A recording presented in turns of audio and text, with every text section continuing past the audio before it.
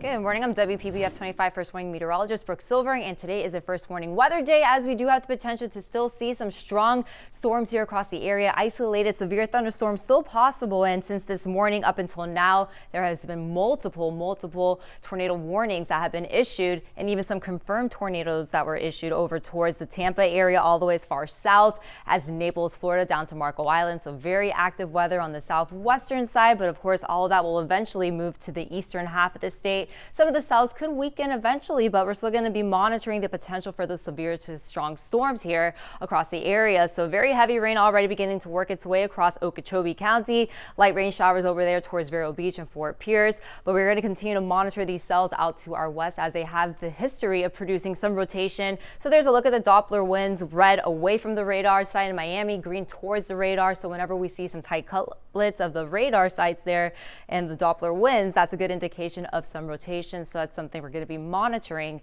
as you go throughout your morning and early half of the afternoon. But there's a look at the radar again, light to moderate heavier rain starting to work its way into portions of Okeechobee County. I'm watching the squall line developing out to the west, just along Fort Bassinger, some lightning strikes with that thunderstorm just to the east of Sebring there. So these storms, the squall line here, this is what's producing some very heavy rainfall as well as some very strong winds, and this will continue to advance off to the east. So if you do live along the Sebastian area to Vero Beach, Fort Drum, get ready to see some very nasty weather ahead of the squall line there as it continues to advance off to the east. But for the moment, though, we do have some drier conditions from Fort Pierce all the way down to Palm Beach County. Heavier rain, though, still on the western half of the lake. And again, these cells have had the history of producing rotation, so we will be on the lookout as some of those cells will cross over Lake Okeechobee with the potential to still produce a waterspout or two. So again, the potential for those strong storms definitely likely throughout the day as you go throughout your morning and early half of the afternoon. But winds otherwise very strong. Those gusts over in Indiantown, 39 miles per hour,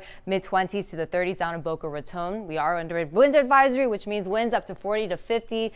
Severe thunderstorm could produce winds up to 60 miles per hour. Now, still the opportunity for that today. We're under that marginal risk of severe weather, so isolated strong storms still possible for us here on the southeastern half of Florida and even for the Treasure Coast ahead of this cold front. So right around from 10 to 1, Okeechobee County from the Treasure Coast. We're looking at the timing of the storms around 11 to 2, Palm Beach County, 1 o'clock in the afternoon to up around 3 p.m. Let me put this into motion there for you. The scattered rain and storms with the squall line will begin to push in without the 11 o'clock hour for Okeechobee into Indian River, the Treasure Coast to follow, and then into portions of Palm Beach County, where we are going to see those storms still rolling through and then wrapping up right around 3 o'clock. Again, the potential for an isolated tornado can't be ruled out still, but the best threats that we're looking at are those strong gusts, damaging winds, and heavy rainfall at times. Otherwise, though, very cloudy. Look at those fast-moving winds over in downtown West Palm Beach. At the moment, you can see those winds just pushing those clouds, moving very quickly from the south to the north. So after today, we do clear out nicely. Temperatures rebounding into the 50s overnight.